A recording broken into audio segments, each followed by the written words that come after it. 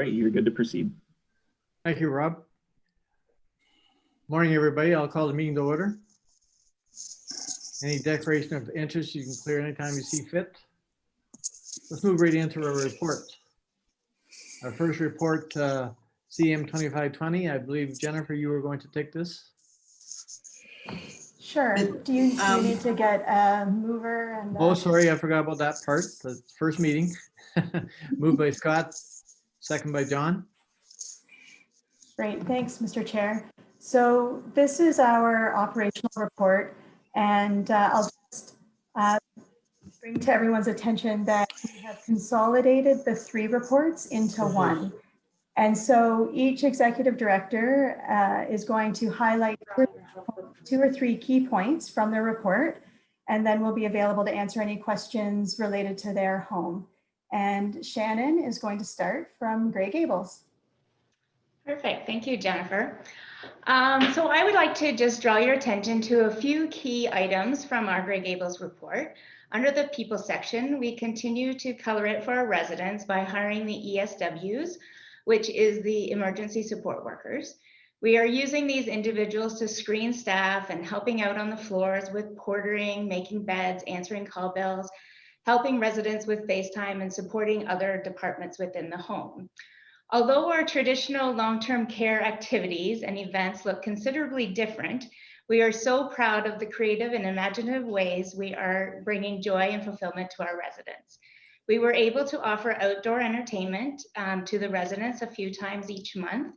We had a full day of Father's Day events, with one highlight of the day being the local John Deere dealership providing all the men with new hats.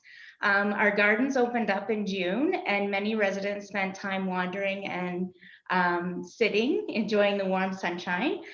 We also use the gardens to offer barbecues to our residents each week, with the leadership team doing the serving. Many services over the summer months have been reintroduced.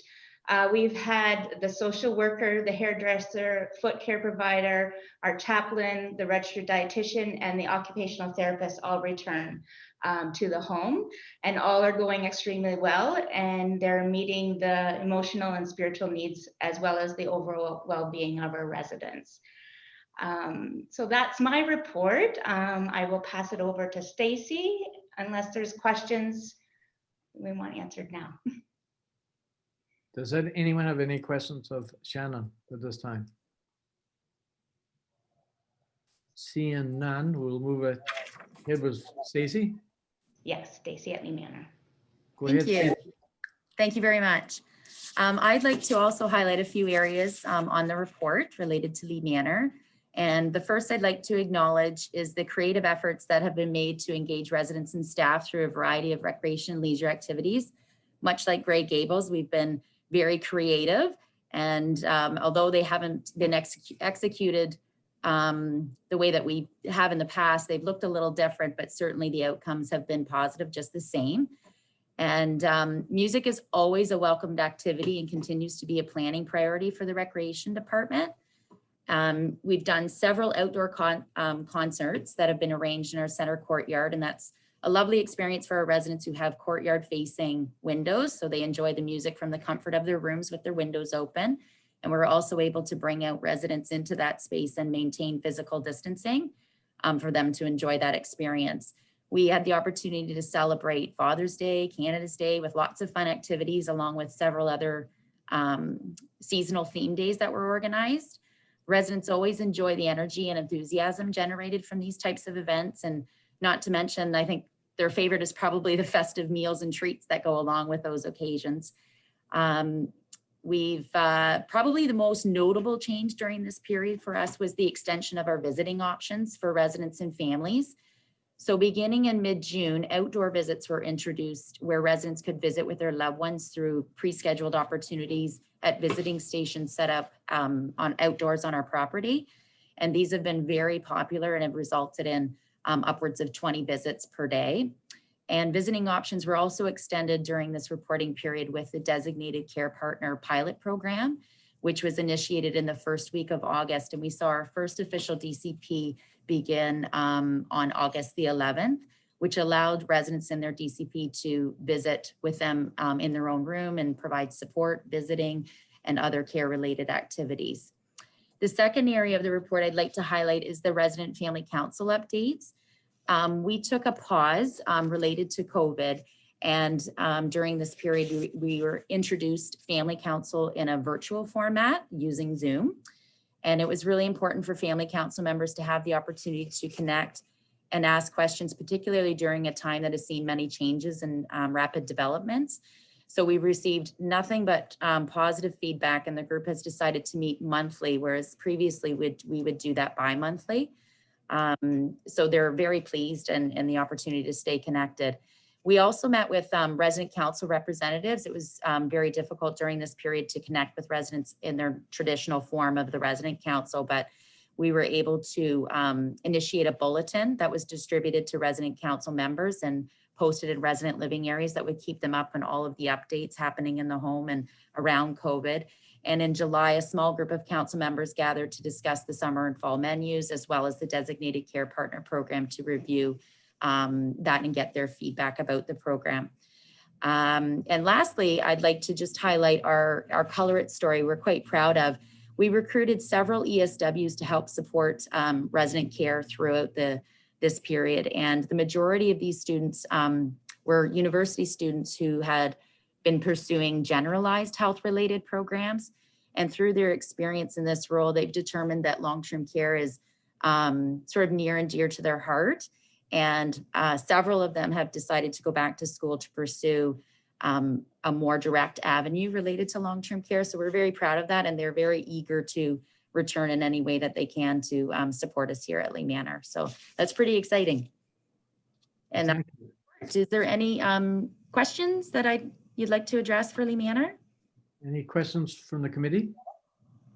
Mr. Chair, Go ahead, Christine. thank you, and through you. Great report so far. I really appreciate this. But just if we could just quickly talk a little further in terms of the ESWs, their interest in going back to school and potentially returning to Grey County and working at one of our long-term care homes. What is the time frame for that? And when could we expect potential applications for employment? Thank you, Mr. Chair. Go ahead, Stacy or Jennifer. Well, I think through you, Mr. Chair, it really depends on what exactly the career is that the student's looking for. So Stacy might be able to provide some highlight, whether it's personal support workers, food service workers, registered practical nurses, or registered nurses. So it could range from really within the year to 3 to 4 years, depending on what it is that the individual is looking to pursue. The great news is that they're interested in long-term care and have had some experience with us in the county, and we'll do what we can to support them during their break times. If they're on a break from school and are able to provide some support working, they can come in and work some shifts during their Christmas breaks and time off. And that way they can keep the experience going and also provide us the support that is really beneficial for the residents. Excellent news. Thank you. Thanks, Jennifer. Stacy, any comments?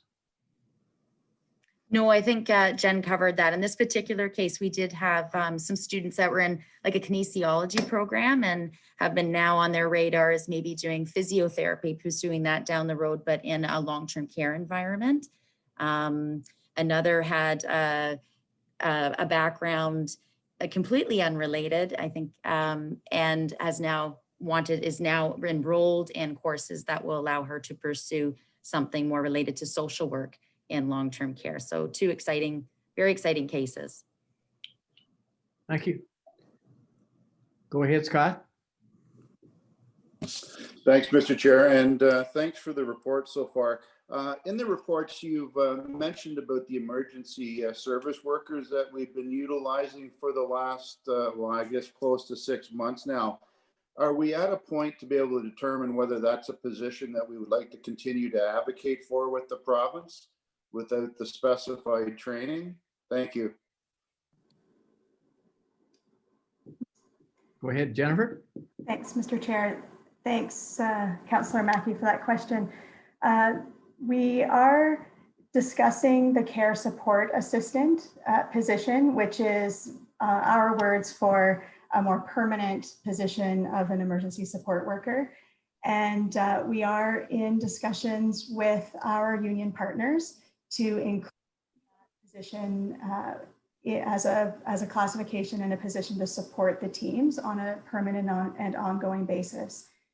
And I believe in closed session, we have a little bit more information about the care support assistant role and some more details on that. Okay, thank you, Jennifer. If there's no other questions from Stacy and Son, we'll move on then. Thank you, Mr. Chair. I think I'm up next. Yes, Karen, go ahead. Thank you. We were fortunate to have a visit from the Ministry of Health for a week in August. So we had 2 inspectors on site. They originally attended the home to follow up on 5 critical incidents, and we'll talk about those more in closed session. But while they were here, we had another critical incident, so they ended up following up on 6 of these critical incidents. As a result of their visit, they have left 1 written notification related to safe transferring and positioning devices or techniques when assisting residents. And they did require a voluntary plan of correction. We had actually corrected this issue at the time the incident happened, so we had already done all the legwork, and they were very happy to see that. They were very positive about their interactions with staff while they were here. They commented on how willing everybody was to get them the information they asked for, and how positive they were about the interactions they witnessed.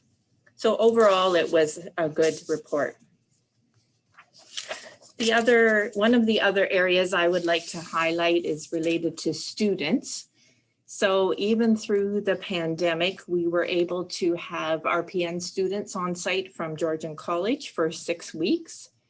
And their placement time has finished now, but we are looking forward to an additional group of students starting early in November.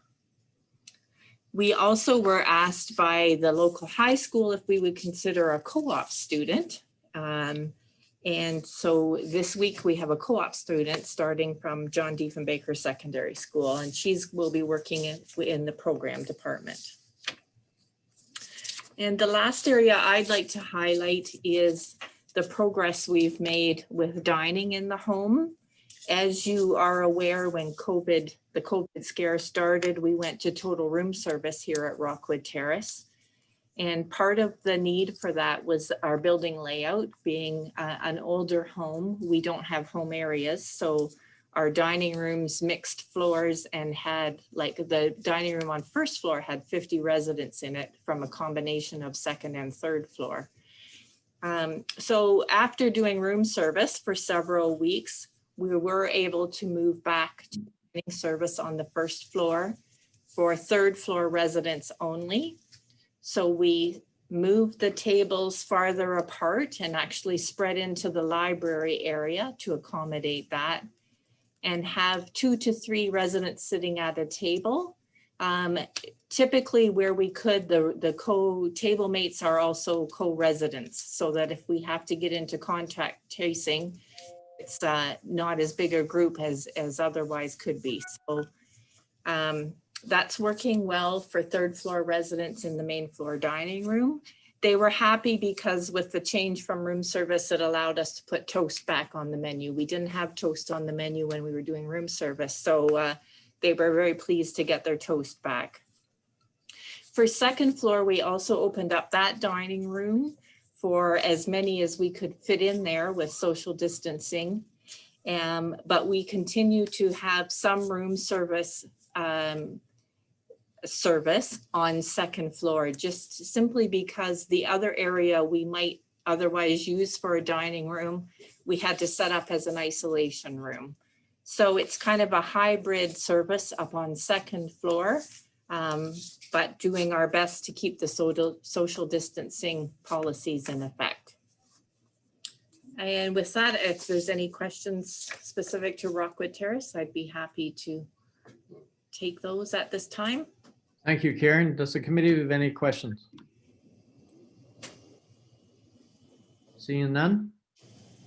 Barb, go ahead.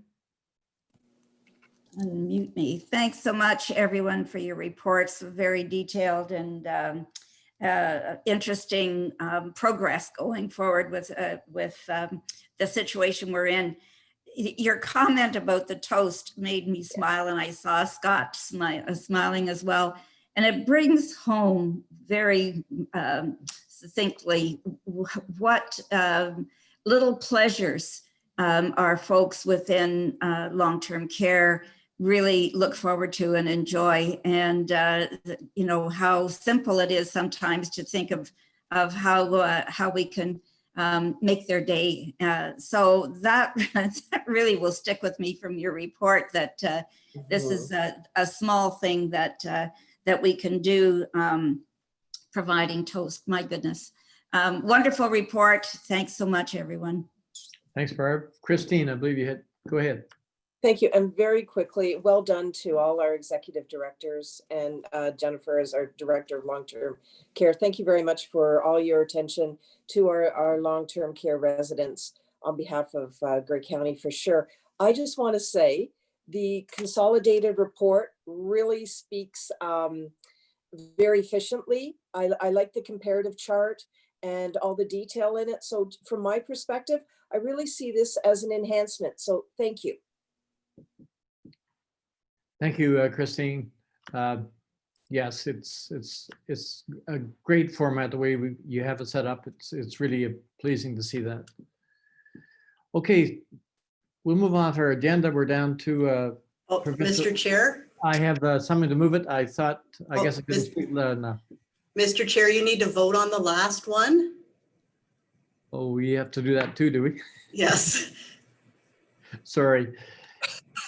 I'll ask, is there anyone opposed to our motion on the floor?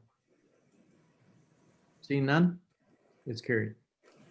Also, Mr. Chair, I was neglectful at the beginning that the redevelopment report that was coming forward is actually going to be a verbal one today. So I think it would be appropriate to have the committee just amend the agenda to note that the report is verbal coming forward. I'll move that, Mr. Chair. So noted, moved by Christine, second by the warden. Thank you. Thank you. All in favor? Yep. Everybody put their hands up. We're just going all over the place here today.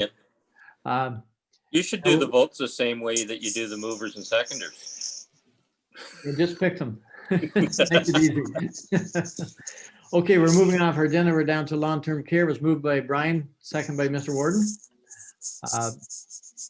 If there's no discussion or Joanne, I believe you're going to present the report. Yes, thank you, Mr. Chair. Good morning. I'm bringing a report today to present some ministry funding announcements and impacts for our long-term care homes. I'd like to share my screen if I could and just go through this report with you section by section. If you'll just give me a second here.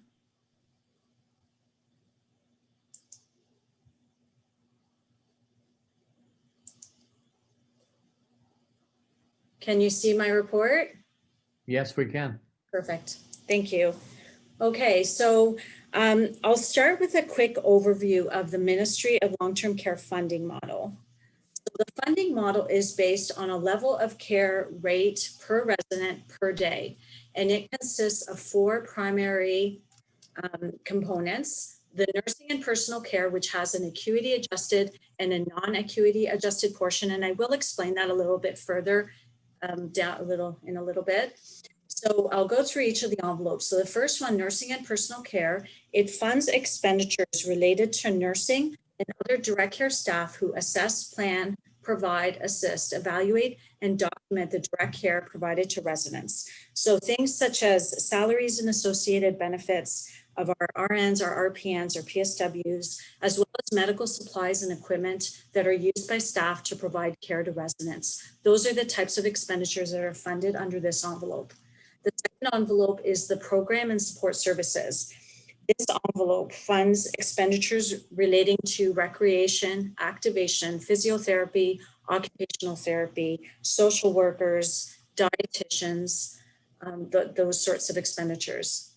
Raw food is the third envelope, and it funds expenditures related to the purchase of raw food, including food materials used to sustain life. It excludes costs relating to the cost of food preparation. That's part of the fourth envelope, which is other accommodation.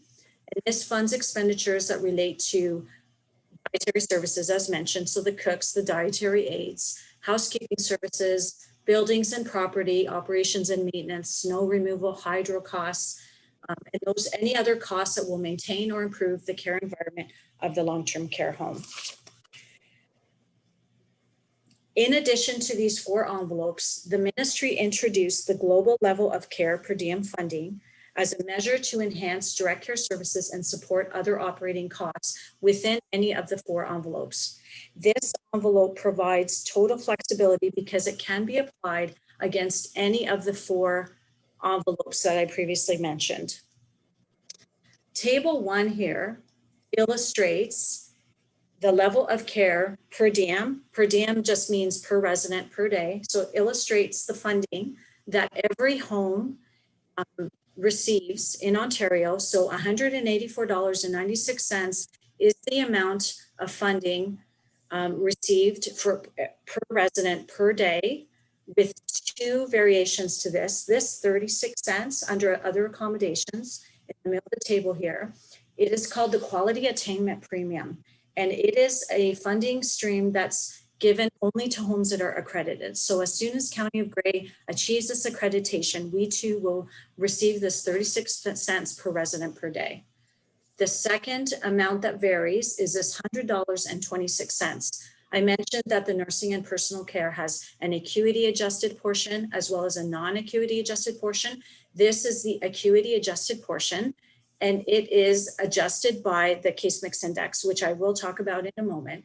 But just to provide an example, Grey Gables has a CMI of 0.9999. So this amount becomes $100.25 for Grey Gables. Lee Manor CMI is 1.0233. So this amount for Lee Manor is 102.60, and the CMI for Rockwood is 1.0365. This amount becomes 103.92. So one other thing to mention is that in 2020, we budgeted 1% of a level of care per diem funding increase, and we actually received a 1.5%. So this is in table 2, it outlines or summarizes the additional funding that we are receiving over and above what we budgeted because of that extra 0.5%. Case mix index is, so every year around this time, the ministry releases the case mix index classification for every long-term care home in Ontario.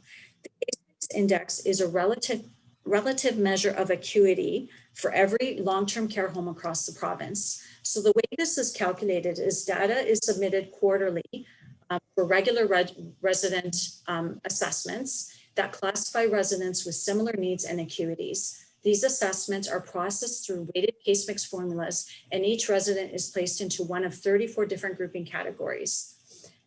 This allows the ministry, uses this information to calculate the homes, basically the homes case mix index or CMI. So in 2020 to 21, these are the CMIs of our homes. They did go down from the previous year. So we did have a funding decrease as a result. In March, we gained 5 additional licensed beds. The ministry was investing in additional emergency capacity to support adequate space to isolate residents as needed due to COVID. So the ministry granted Grey Gables and Rockwood each 2 temporary bed licenses, and Lee Manor gained 1. As a result of these additional 5 bed licenses, we have $264,000 additional in funding compared to what was budgeted in 2020. Another impact that the ministry has recently announced is the deferral of accommodation rate changes for a 6-month period. So the ministry sets the accommodation rates for every long-term care bed type. So for basic and ward, for private and for semi-private. Normally, the ministry applies an increase effective July 1st. So the rate increase, which was scheduled to be applied on July 1st, 2020, has now been deferred to January 1st, 2021 to provide relief to residents and families that may be experiencing financial challenges due to COVID. The ministry has also announced that it will cover the portion of increases related to preferred accommodation premium during this deferral period. We don't have details at this point as to how much we will receive, but once more details are provided, we will report back how much funding we anticipate.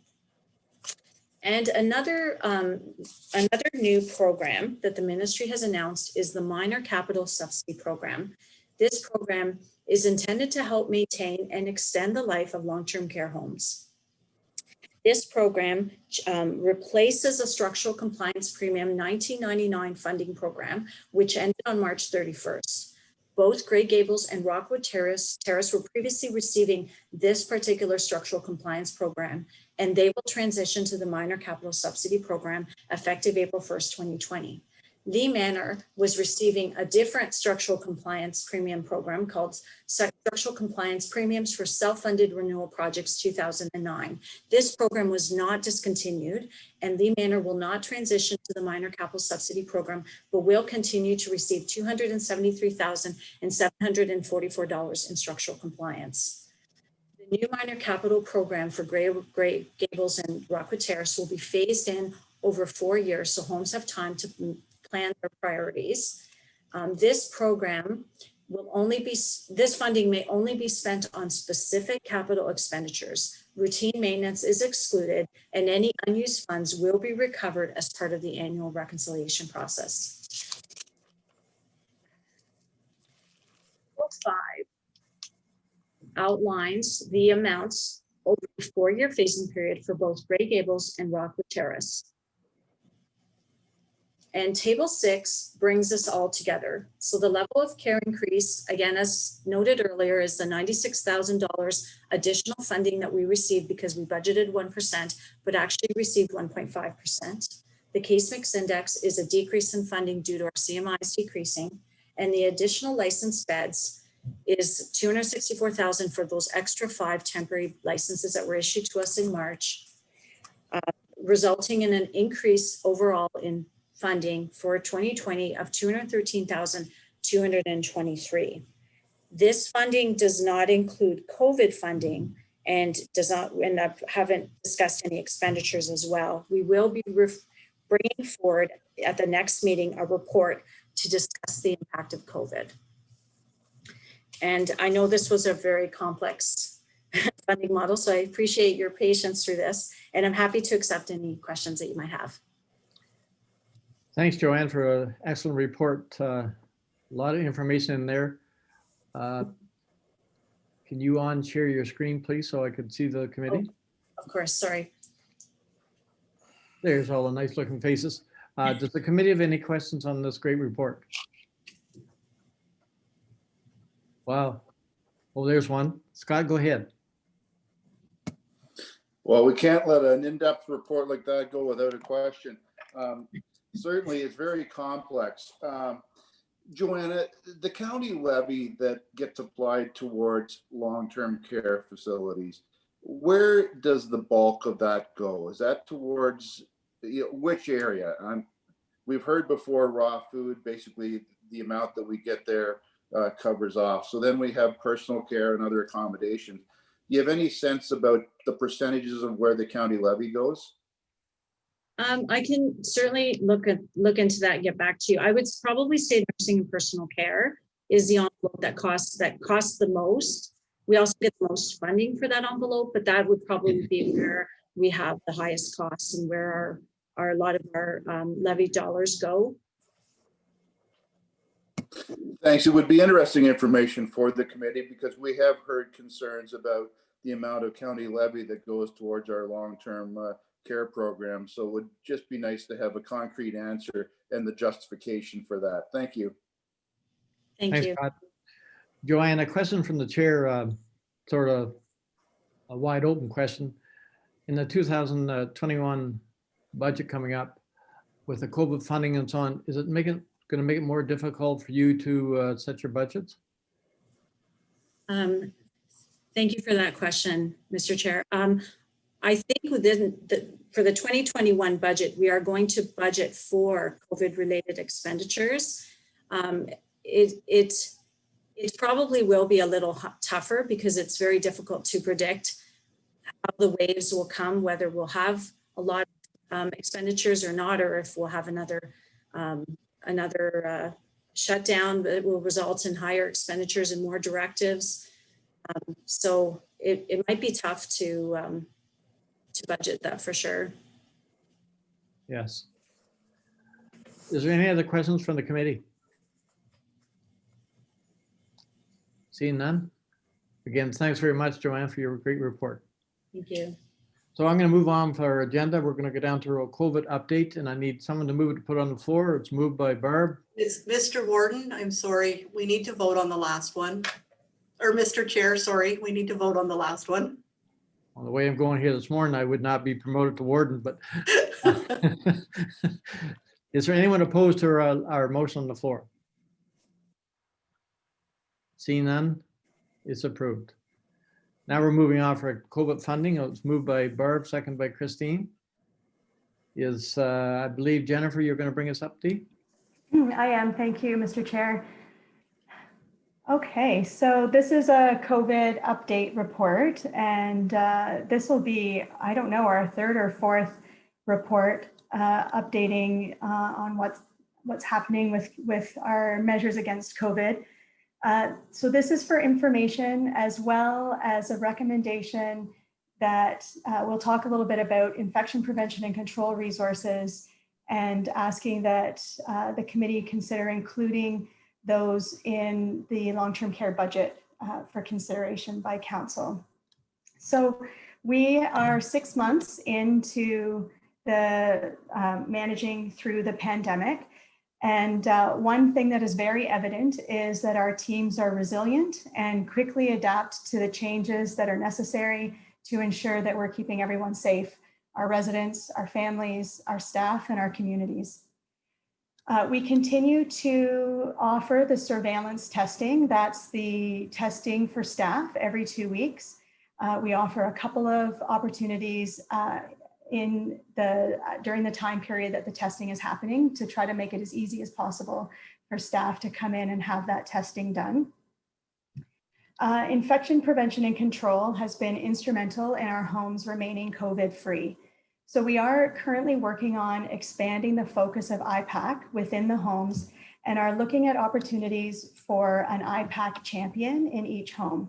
This position will play a crucial role in IPAC preparedness, interval testing, influenza management and preparation, and continued infection prevention and control education and the application of best practices. At this point, we aren't, I don't know, I can't bring to you a dollar amount of what that looks like, but I would like to recommend that funds be added into the 21 budget for consideration. And so we're working through the process to sort out what makes most sense moving forward for 21. Our finance and human resources departments have worked diligently to distribute the pandemic pay. And at the time of writing of this report, first and second installments were paid out.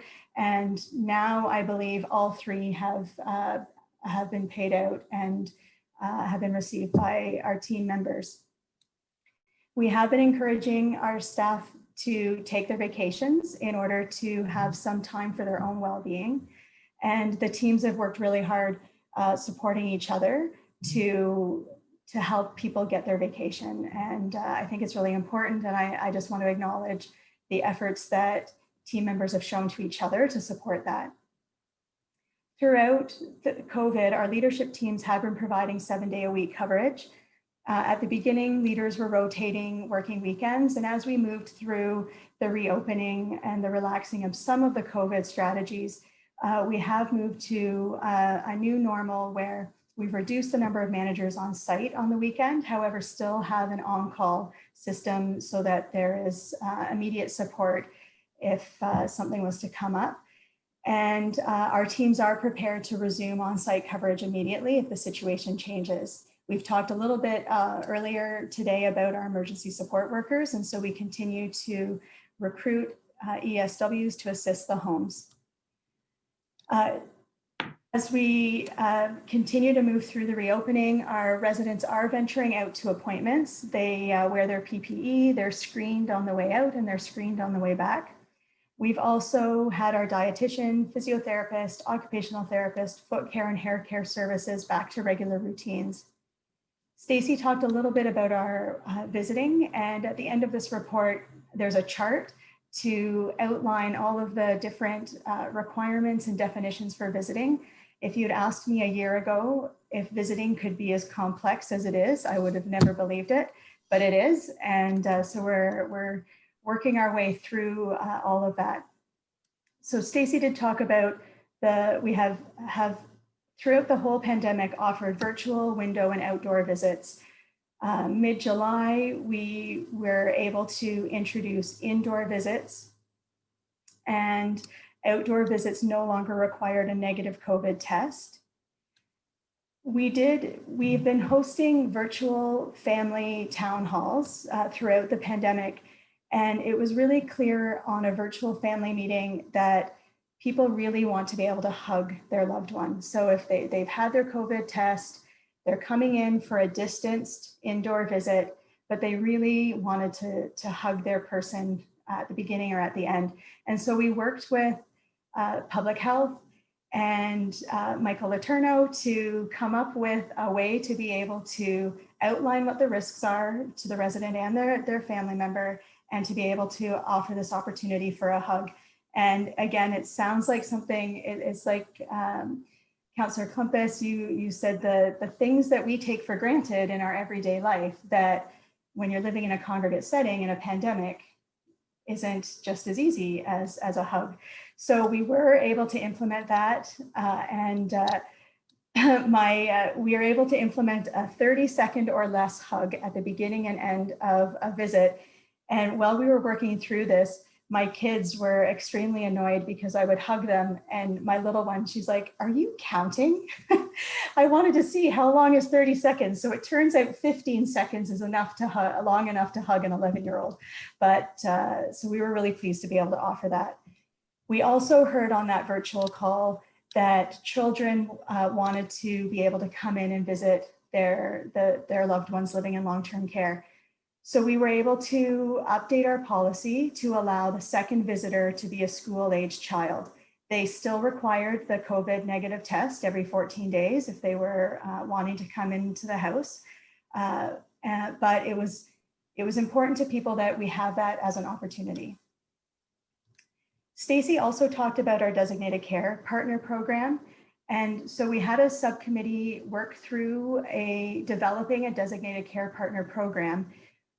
This policy and program was modeled after a similar program of the same title, Designated Care Partner, at Hotel Dieu Grace in Windsor. And it's a chronic care hospital that started this mid-June.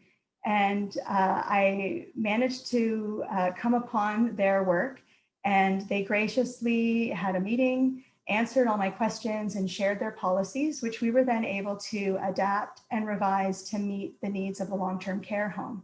And so we're really grateful for Hotel Dieu Grace and their leadership in introducing family caregivers back into a congregate setting during a pandemic.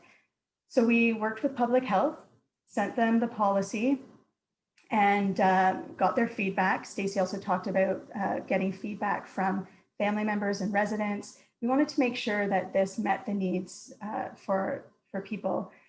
So we did get approval, and we were able to start the pilot the week of August 10th. About 10% of the residents were part of the pilot in each of the 3 homes. And so we were able to slowly try this out and see how it went. Late August, we sent out a survey to residents and their family members about the different visiting options that there were. What kind of visiting did they want to do? Were they interested in being in the next round of designated care partner in the next round of the pilot? And while we were getting their response and feedback, we got new directives from the province. So August 28th, the ministry released the memo allowing short-term and temporary absences. So that's where residents can leave. They can be signed out and leave the property for a short time, or that's a short-term absence. And a temporary absence is if they leave for more than one night, overnight, and what the requirements are upon their return. And then on September 2nd, they introduced new visiting guidelines, which included a caregiver definition that was very similar to our designated care partner.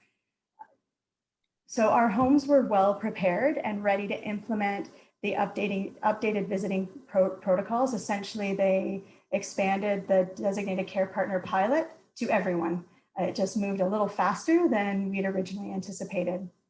And as I mentioned, the chart is in the back or at the end of this report to help. We use that chart to support our virtual family call because there are a lot of things to know about when you're going to visit someone. So partnerships continue to be a really beneficial and essential part of us being innovative and quickly working through the different challenges that come with a pandemic. Our area, Grey Bruce, has a regional IPAC committee in the early stages working to bring together a regional approach for infection prevention and control practices. And it's early in its stages, but I think it's really important to align the different sectors and make sure that we're applying best practice across all of our long-term care homes, hospital, home care, et cetera. I mentioned our partnership with Hotel de Grace, and that has actually expanded. We have joined in a collaboration with Hotel de Grace Briere, which is linked with CLRI, which is a Center of Learning and Innovation in Aging out of Ottawa, and a gerontologist, Kate Duchek, and we're working together on a formal evaluation project of the designated care partner program. And these are early adopters of the essential caregiver program, and we're working through what that looks like. So I will keep the committee informed as we work through that process. So going forward, we continue to work on our strategies, manage and monitor our PPE supplies, make sure that we have ongoing communication with residents, staff, families, and the community. We are thankful for the continued support from the CAO, senior management team, and staff in all departments. We are, with the return of school, so that hadn't happened at the writing of this report, we are working through the impact of the return to school and what that means for human resources and people's bubbles and that type of impact. And as you know, the things are changing still as rapidly now as they were in March and April. And so we're keeping up as best we can with the changes and directives, and always making sure that the strategies that we know we can control are that we're vigilant about that in the homes. And that's the screening, the active screening of everyone coming in and going, the universal masking, so making sure that everyone's wearing their surgical masks at all time, and physical distancing and cohorting. So when we're doing small group activities in the home, that if it's not their person's roommate, that there's the 6 feet distance. In staff rooms, that we have the distance from each other, especially if we're taking masks off. Now, as it's as important now as it was in March and April and May. And so we're always working on that messaging and working through that. So that is the COVID update. If you have any questions, happy to do my best to answer them. Thank you, Jennifer. Questions from the committee. I believe, Christine, you had your hand up first. Thank you, Jennifer. Excellent report. I hope I phrased this right. So through all the excellent work that you and your executive directors and staff have been doing, following the public health protocols, do you see long-range planning for all of your new quality assurance key indicators being built into operational practices? So could you elaborate on that, please? Sure. Through you, Mr. Chair. Yes, I think if I am understanding the question correctly, are the strategies that we are implementing, are we planning on them being a long-term as opposed to more of a short-term crisis response? And are we putting that into our planning? So we are, and it does link with the question around budgeting as well. So we're trying to take some moments when we can to take a breath and do some reflection. We have 6 months worth of data, 6 months worth of experience. What can we learn from that to build into our planning on a day-to-day basis going forward? And so I think that's really important to be keeping those measures on our radar, making sure that we're not just dealing day to day, that we're looking today and tomorrow, and also 6 months and 12 months from now, and figuring out as best we can what that looks like. Thank you. And Mr. Just a supplementary, if I might. Go ahead. And thank you, Jennifer. Excellent response to my question and rewording my question for clarity. I appreciate that. The Zoom meetings with families, I'm hearing they're really productive. Is this something that you and your executive directors would consider as a long-range opportunity? Thank you. Thank you. Through you, Mr. Chair. Yes, we haven't discussed it as the senior team as to how often or what that would look like, but it is something that we've briefly touched on with regards to redevelopment and different initiatives and opportunities to seek input and provide information.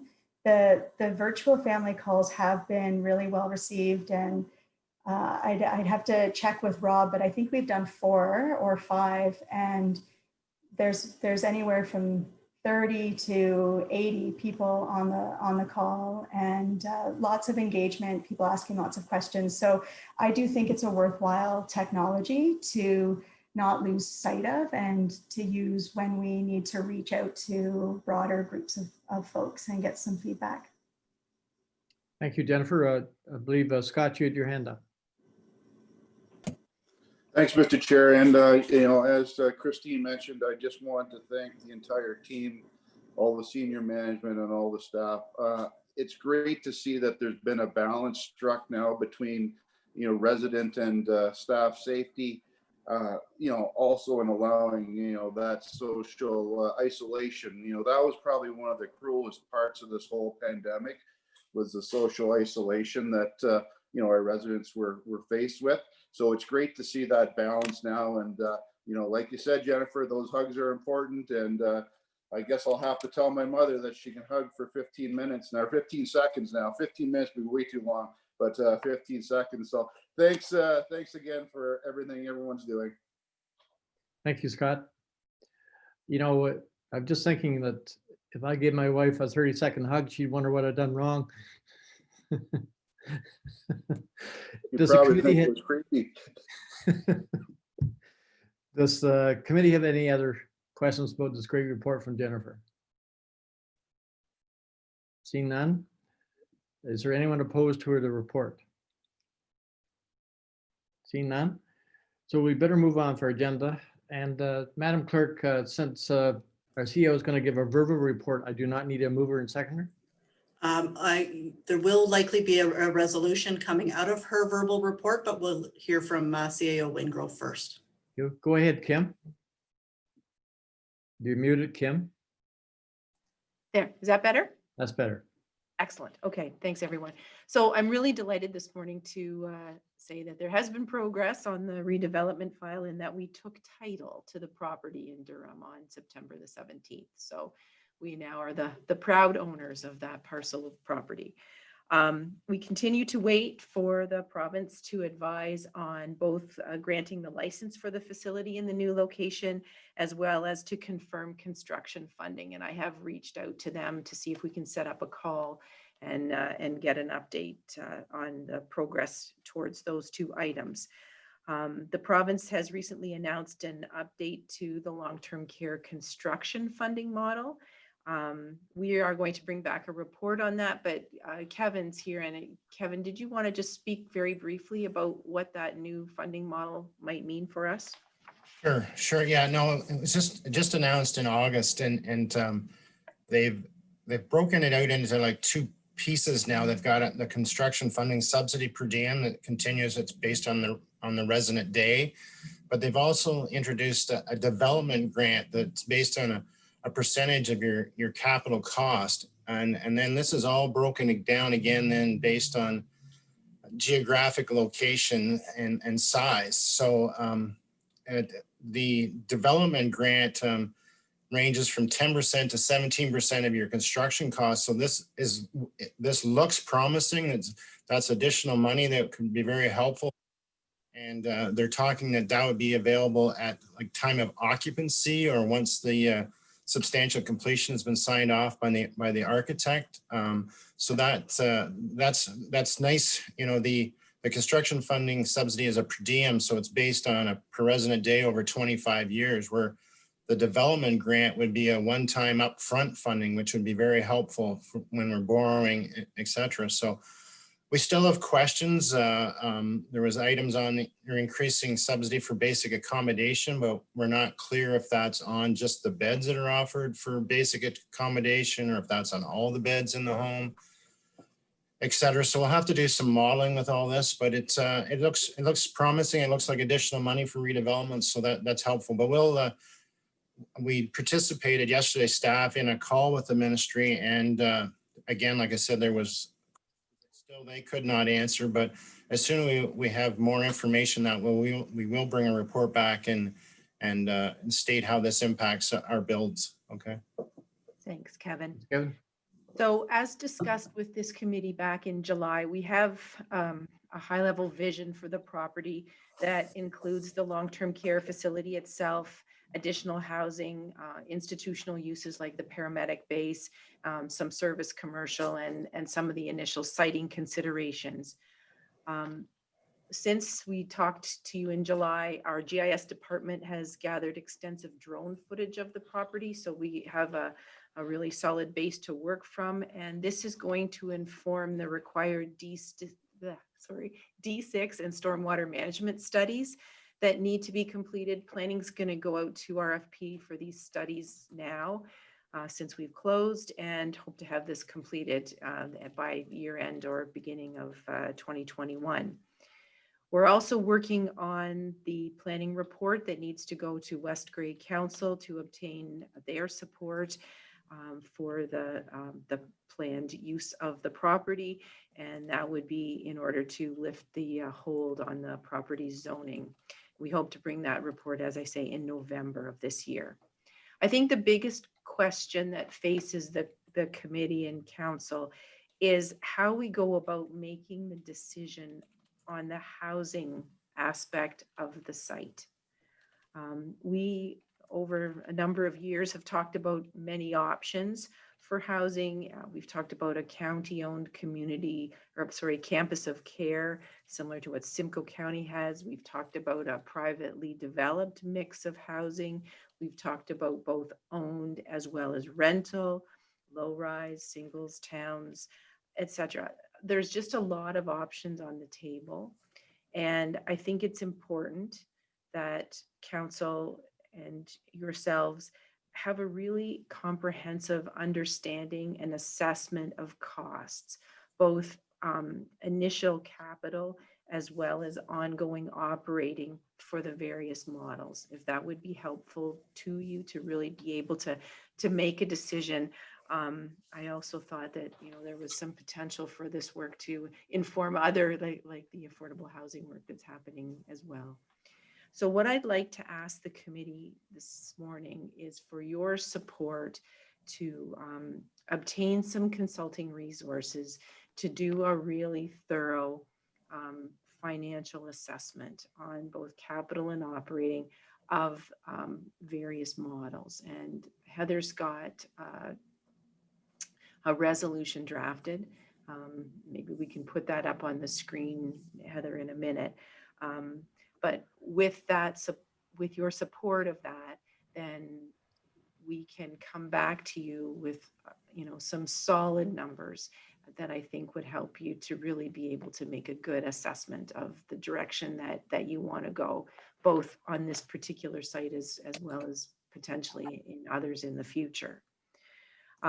Once the housing part of the site is decided, once you've decided what model you want to use, that will enable us to put together the both the site plan and the master servicing plan for the site. We'll know exactly what goes where, and can then start to think about how the development should be phased. We'll also be able to then think specifically about the long-term care facility itself, and knowing exactly where it needs to go.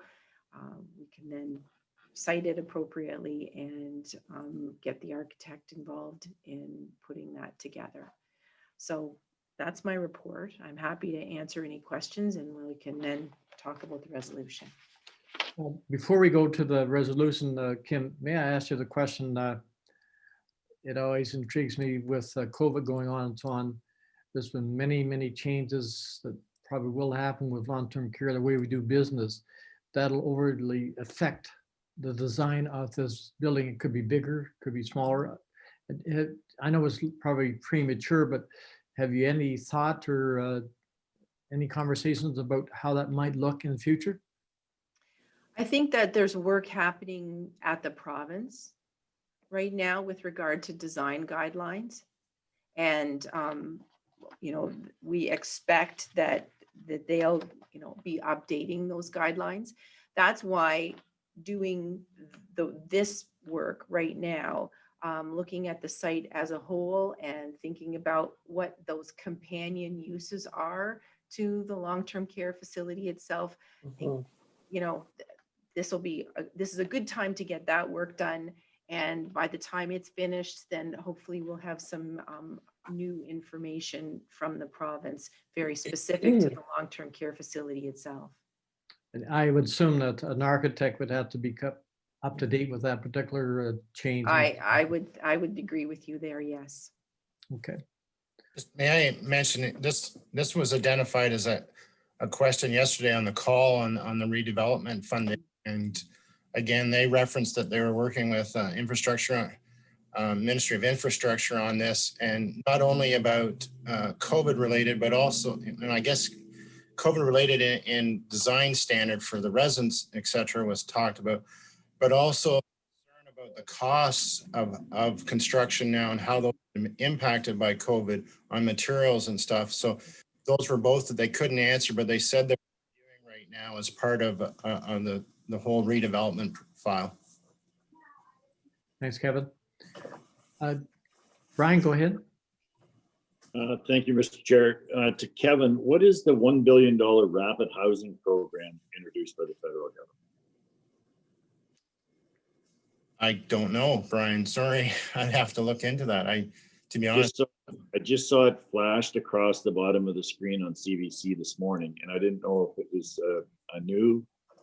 something new that just came out, but that's what it said. $1 billion from the federal government for rapid housing program. Wow. Look into that. So thanks for bringing that to my attention, Brian. Okay, Mr. Chair? Christine, go ahead. Thank you. And through you, I like the idea of working with a consultant to further explore our options. So it would be housing options, paramedic services, and would it also include any related retail offerings such as opticians or specialty footwear?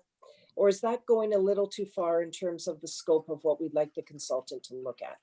I think that what this particular request this morning is really about assessing the housing options for us. I think those other pieces are things that we would want to speak to your council about, Mayor Robinson, Okay. to understand, yeah, their comfort level and wishes as far as those other pieces. But we know that there is an aspect to the site that would probably lends itself to those kind of supporting services and amenities. Mr. Chair, at the appropriate time, I would be happy to move or second the request for a consultant. Thank you. Okay, okay, we'll do that. You can do that when we put the motion on the floor. Scott? Thanks, Mr. Chair.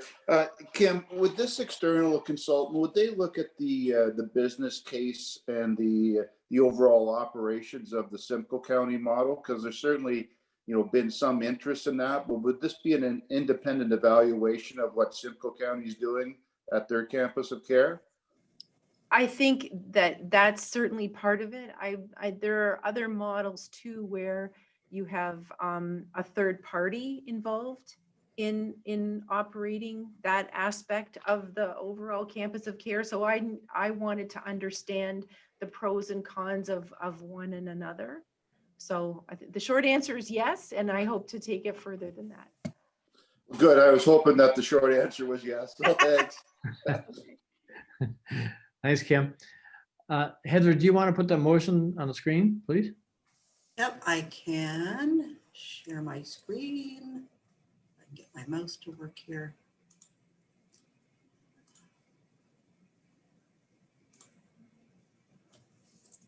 Can you see that? Yes, I can. Okay. So it's a pretty straightforward resolution, retaining a consultant not to exceed $75,000 funded from the redevelopment reserve fund.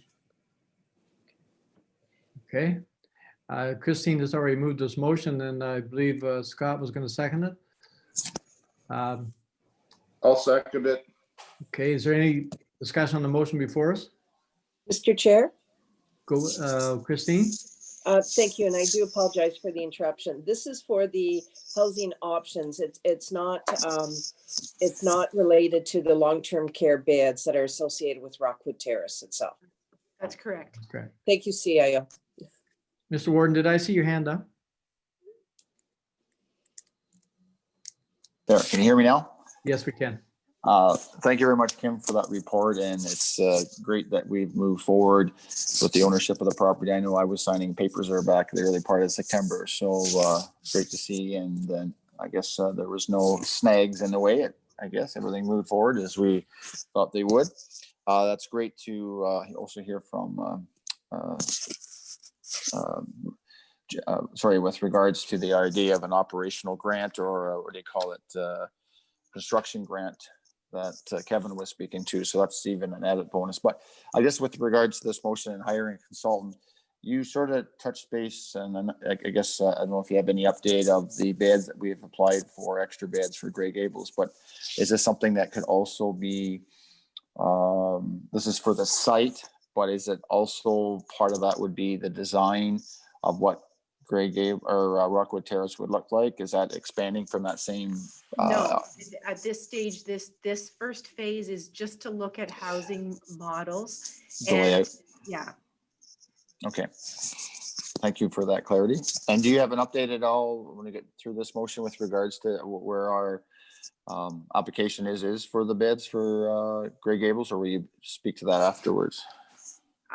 As I mentioned, we know that the province undertook their due diligence about licensing the new site as the site for the redeveloped Rockwood Terrace. I did not hear anything from the province that there were any issues with that, but neither do I have the license.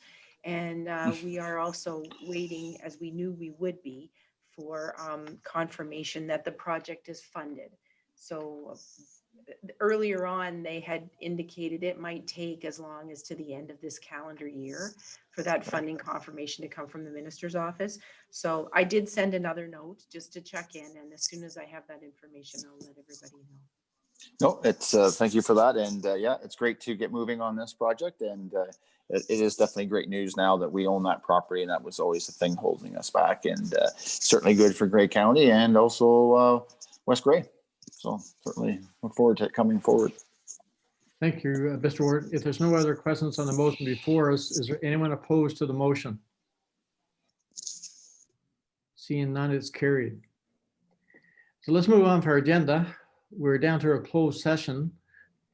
Do I have someone to put the motion on the floor? Moved by Brian, second by Christine. Anyone opposed to going in camera? Seeing none, we are now in camera.